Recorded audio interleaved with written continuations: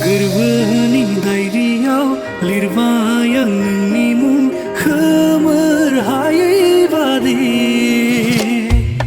नों थांलाय फैलाय लामायाव गायबाय आं गोजा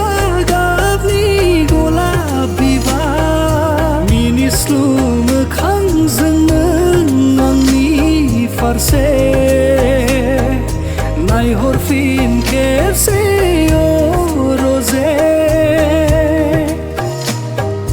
रिजि रिजि हाथाइजों नों आंनि फारसे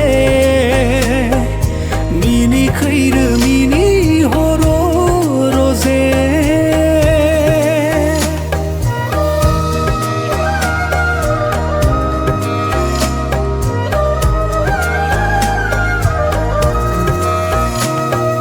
गोजोन